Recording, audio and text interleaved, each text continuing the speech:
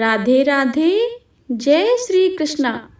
प्रिय श्रोताओं, आज बृहस्पतिवार के दिन आप सभी रसपान करेंगे बृहस्पति देव की बहुत ही दुर्लभ एवं पावन व्रत कथा का। आप सभी भक्ति भाव से इस कथा को पूरा अवश्य सुने और कमेंट बॉक्स में विष्णु भगवान की जय लिखना बिल्कुल भी मत भूलिएगा। आइए सर्वप्रथम गौरी पुत्र गणेश को याद करके सुनते हैं बृहस्पति देव की पावन व्रत कथा। तो प्रेम से बोलिए गौरी पुत्र गणेश भगवान की जय, विष्णु भगवान की जय, लक्ष्मी माता की जय। भारतवर्ष में एक प्रतापी और दानी राजा राज्य करता था। वह नित्य गरीबों और ब्राह्मणों की सहायता करता था।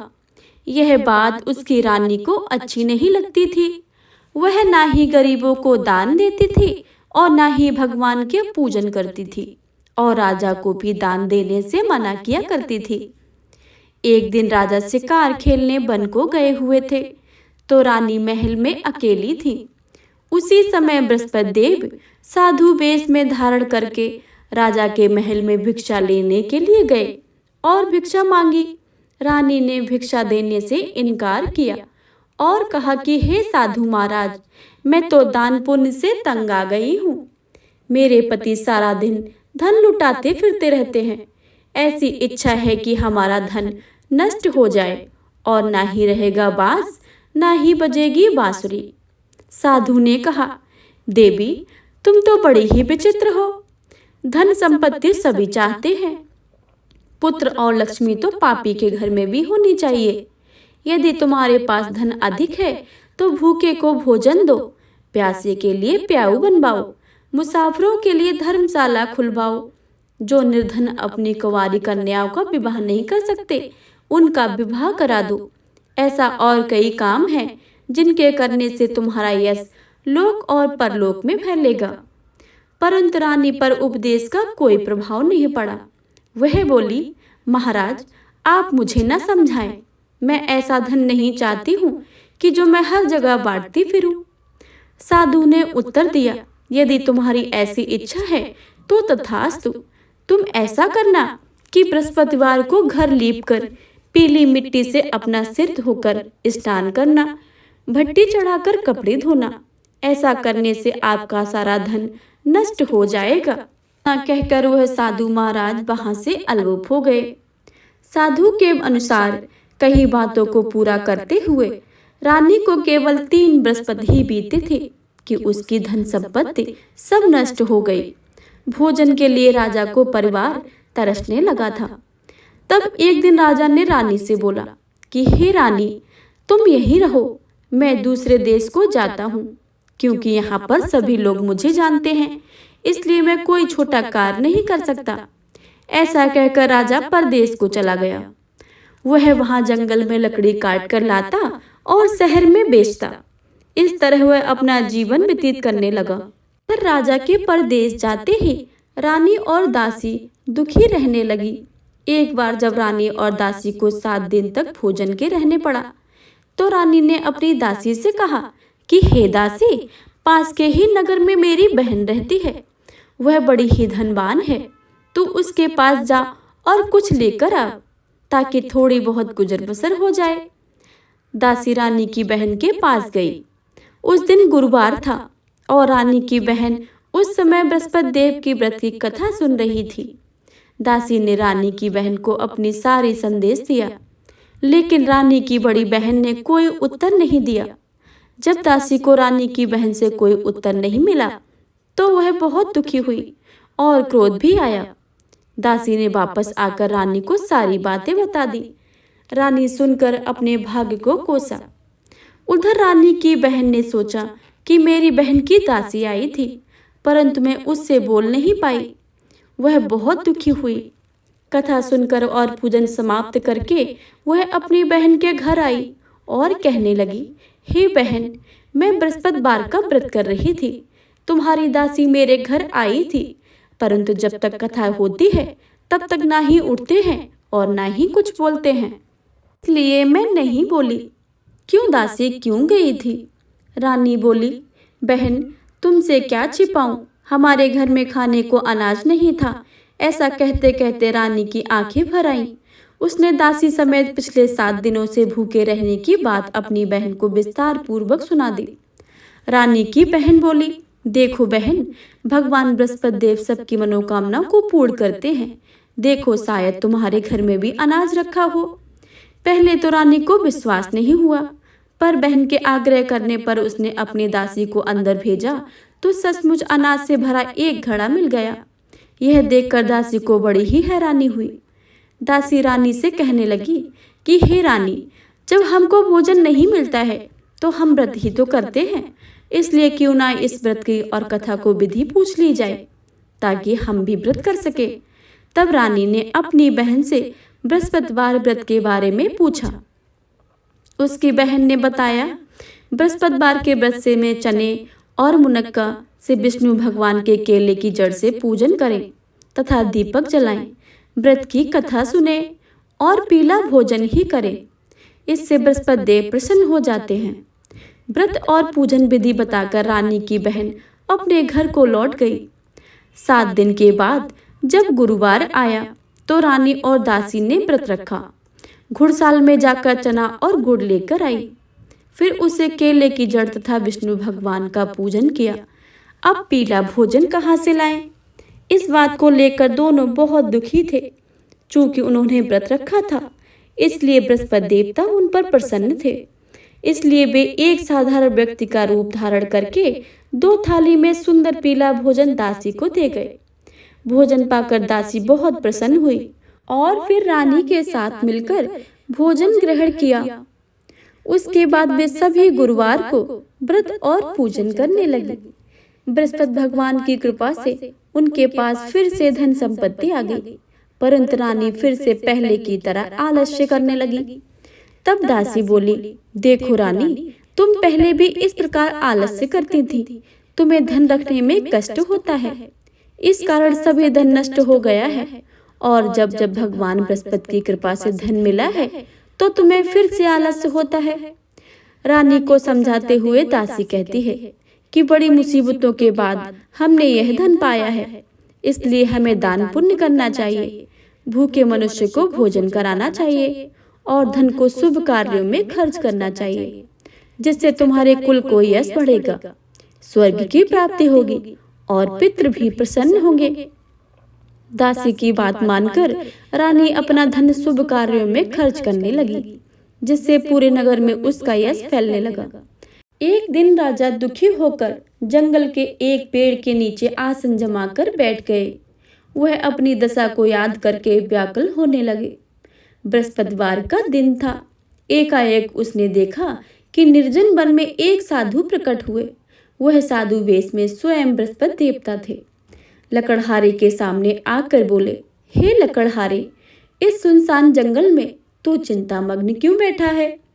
लकड़हारे ने दोनों हाथ जोड़कर प्रणाम किया और उत्तर दिया, महात्मा जी, आप सब कुछ जानते हैं, मैं क्या करूं? यह कहकर रोने लगे और साधु को अपनी आत्मकथा सुनाई। महात्मा जी ने कहा कि तुम्हारी स्त्री ने बृहस्पति के दिन बृहस्पति भगवान का निरादर किया था, जिसके कारण रुष्ट होकर उन्होंने तुम्हारी यह दशा की है। अब तुम चिंता को दूर करके मेरे कहने पर चलो, तुम्हारे सब कष्ट दूर हो जाएंगे और भगवान पहले से भी अधिक संपत्ति देंगे। तुम बृहस्पति के दिन व्रत किया करो। 2 पैसे के मुनक्के और चने लाकर उसका प्रसाद बनाओ और शुद्ध जल में लोटे में शक्कर मिलाकर अमृत तैयार करो। कथा के पश्चात अपने सारे परिवार को सुनने वाले प्रेमियों से अमृत को बांट कर और आप भी ग्रहण करो। ऐसा करने से भगवान तुम्हारी सब मनोकामनाएं पूरी कर देंगे। साधु के ऐसे वचन सुनकर लकड़हारा बोला, हे प्रभु, मुझे लकड़ी बेचकर इतना पैसा नहीं मिलता है जिससे भोजन के उपरांत कुछ बचा सकूं।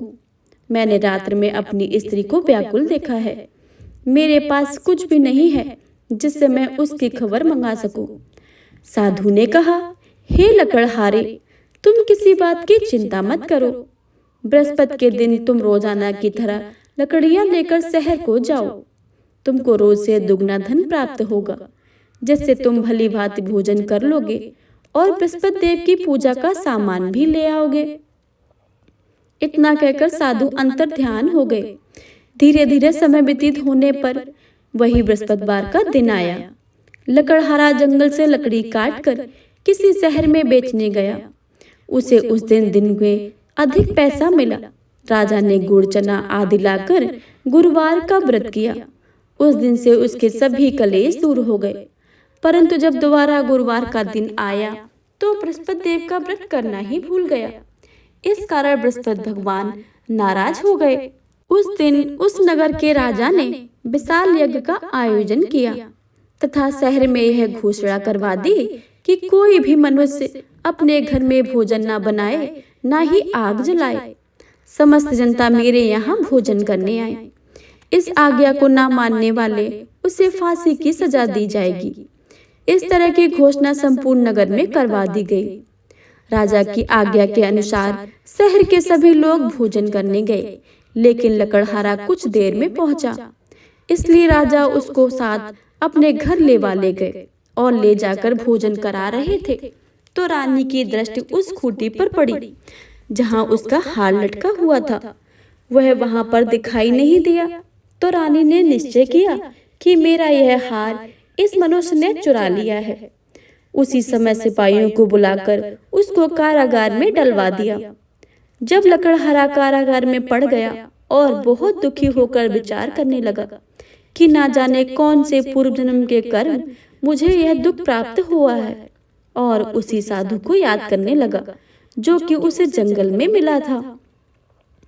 उसी समय तत्काल बृहस्पति देव साधु के रूप में प्रकट हुए और उसकी दशा को देखकर कहने लगे, अरे मूर्ख, तूने बृहस्पतिवार की कथा नहीं करी है, इस कारण तुझे दुख प्राप्त हुआ है। अब चिंता मत कर, बृहस्पतिवार के दिन कारागार के दरवाजे पर 4 पैसे पड़े मिलेंगे। उनसे तू बृहस्पति देव की पूजा करना, तेरे सभी कष्ट दूर हो जाएंगे। बृहस्पति के दिन उसे 4 पैसे मिले। लकड़हारे ने कथा कही। उसी रात्र को बृहस्पति देव ने उस नगर के राजा को स्वप्न में कहा, हे राजा, तुमने जिस आदमी को कारागार में बंद कर दिया है वह निर्दोष है, वह राजा है, उसे छोड़ देना। रानी का हार उसी खूंटी पर लटका था। अगर तू ऐसा नहीं करेगा तो मैं तेरा राज्य को नष्ट कर दूंगा। इस तरह रात्र के स्वप्नों को देखकर राजा प्रातःकाल उठा और खूंटी पर हार देखकर लकड़हारे को बुलाकर क्षमा मांगी और लकड़हारे को योग्य सुंदर वस्त्र आभूषण देकर विदा कर दिया। बृहस्पति देव की आज्ञा के अनुसार लकड़हारा अपने नगर को चल दिया। राजा जब अपने नगर के निकट पहुंचा तो उसे बड़ा ही आश्चर्य हुआ। नगर में पहले से अधिक बाग, तालाब, कुएं और बहुत सी धर्मशालाएं, मंदिर आदि बन गई हैं। राजा ने पूछा कि किसके बाग और धर्मशाला है। तब नगर के सब लोग कहने लगे, यह रानी और बांदी के हैं। तो राजा को आश्चर्य हुआ और बहुत गुस्सा भी आया। तब रानी ने यह खबर सुनी कि राजा आ रहे हैं तो उन्होंने बांदी से कहा कि हे दासी, देख राजा हमको कितनी बुरी हालत में छोड़ गए थे। हमारी ऐसी हालत देखकर वह लौट ना जाएं, इसलिए तू दरवाजे पर खड़ी हो जा। आज्ञा के अनुसार दासी दरवाजे पर खड़ी हो गई। राजा आए तो उन्हें अपने साथ लिवा लाई। तब राजा ने क्रोध में आकर अपनी रानी से पूछा कि यह धन तुम्हें कैसे प्राप्त हुआ है। तब उन्होंने कहा कि यह हमें धन बृहस्पति देव के व्रत करने के प्रभाव से प्राप्त हुआ है। राजा ने निश्चय किया कि 7 रोज के बाद जो सभी बृहस्पति देव का पूजन करते हैं, परंतु मैं प्रतिदिन दिन में 3 बार कहानी कहूंगा, रोज व्रत किया करूंगा। अब हर रोज समय राजा के दुपट्टे में चने की दाल बंधी रहती थी और दिन में 3 बार कहानी कहते थे। एक रोज राजा ने विचार किया कि चलो अपनी बहन के घर वो आए। इस तरह निश्चय करके राजा घोड़े पर सवार होकर अपनी बहन के यहाँ को चलने लगा। मार्ग में उसने देखा कि कुछ आदमी एक मुर्दे को लिए जा रहे थे। उन्हें रोककर राजा कहने लगा, अरे भाइयों, मेरे बृहस्पति देव की कथा को सुन लो। वे बोले, हमारा तो आदमी मर गया है और इसको अपनी कथा की पड़ी है। परंतु कुछ आदमी बोले, अच्छा कहो तुम्हारी कथा को भी सुनेंगे। राजा ने दाल निकाली और कथा आधी हुई तो मुर्दा हिलने लग गया, और जब कथा समाप्त हो गई तो राम राम कहकर मनुष्य उठकर खड़ा हो गया। आगे मार्ग में उसे एक किसान खेत में हल चलाता हुआ मिला। राजा ने उसे देखकर और उससे बोले, अरे भाई, मेरे बृहस्पति देव की कथा को सुन लो। किसान बोला, जब तक मैं तेरी कथा सुनूंगा तब तक 4 हरिया जोत लूंगा। जा अपनी कथा किसी और को ही सुनाना। इस तरह राजा आगे चलने लगा। राजा के हटते ही बैल पछाड़ खाकर गिर गए और किसान के पेट में बड़ी जोर से दर्द होने लगा। उस समय उसकी माँ रोटी लेकर आई थी। उसने जब यह देखा तो अपने पुत्र से सारा हाल पूछा और बेटे ने भी सब हाल कह दिया। तो बुढ़िया माई दौड़ी दौड़ी उस घुड़सवार के पास गई और उससे बोली कि मैं तेरी कथा सुनूंगी, तू अपनी कथा मेरे खेत पर चलकर ही कहना। राजा ने बुढ़िया के खेत पर जाकर कथा कही, जिसके सुनते ही बैल उठ खड़े हुए और किसान के पेट का दर्द भी बंद हो गया। राजा अपनी बहन के घर पहुंचा। बहन ने भाई की खूब मेहमानी की। दूसरे रोज प्रातःकाल राजा जब जगा तो वह देखने लगा कि सब लोग भोजन कर रहे हैं। राजा ने अपनी बहन से कहा, ऐसा कोई मनुष्य है कि जिसने भोजन नहीं किया हो? मेरे बृहस्पतिवार की कथा को सुन ले। बहन बोली, हे भैया, यह ऐसा देश है कि पहले यहाँ लोग भोजन करते हैं, बाद में अन्य काम करते हैं। अगर कोई पड़ोस में है तो मैं देख आऊं। वह ऐसा कहकर देखने चली गई, परंतु उसे कोई ऐसा व्यक्ति नहीं मिला जिसने भोजन न किया हो।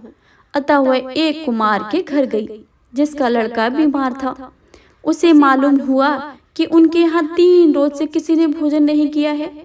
रानी अपने भाई की कथा सुनने के लिए कुम्हार से यहाँ तैयार हो गया। राजा ने जाकर बृहस्पतिवार की कथा कही और जिसको सुनकर उसका लड़का ठीक हो गया। अब तो राजा की प्रशंसा होने लगी। एक रोज राजा ने अपनी बहन से कहा कि हे बहन, हम अपने घर को जाएंगे, तुम भी तैयार हो जाओ। राजा की बहन ने अपनी सास से कहा। सास ने कहा कि हाँ चली जा, परंतु अपने लड़के को मत ले जाना, क्योंकि तेरे भाई की कोई औलाद नहीं है। बहन ने अपने भैया से कहा, हे भैया, मैं तो चलूंगी पर मेरा बालक नहीं जाएगा। राजा बोला, जब बालक नहीं जाएगा तो तू भी क्या करेगी? बड़े दुखी मन से राजा अपने नगर को लौट आया। राजा ने अपनी रानी से कहा, हम निर्वंशी हैं, हमारा मुंह देखने का धर्म नहीं है और कुछ भोजन आदि नहीं किया। रानी बोली, हे प्रभु, बृहस्पति देव ने हमें सब कुछ दिया है और हमें औलाद भी अवश्य ही देंगे। उसी रात को बृहस्पति देव ने राजा के स्वप्न में कहा, हे राजा, उठ, सभी सोच त्याग दे, तेरी रानी गर्भ से है। राजा की यह बात सुनकर बहुत ही बड़ी खुशी हुई। 90 महीने में उसके गर्भ में एक सुंदर पुत्र पैदा हुआ। तब राजा बोला, हे रानी, स्त्री बिना भोजन के रह सकती है, पर बिना कहे नहीं रह सकती है। जब मेरी बहन आए तो तुम उससे कुछ मत कहना। रानी ने सुनकर हाँ कर दिया। जब राजा की बहन ने शुभ समाचार सुना तो वह बहुत खुशी हुई और बधाई लेकर अपने भाई के घर आई। तभी रानी ने कहा, घोड़ा चढ़कर तो नहीं आई, गधा चढ़ी आई है। राजा की बहन बोली, भाभी, मैं इस प्रकार न कहती तो तुम्हें औलाद कैसे प्राप्त होती?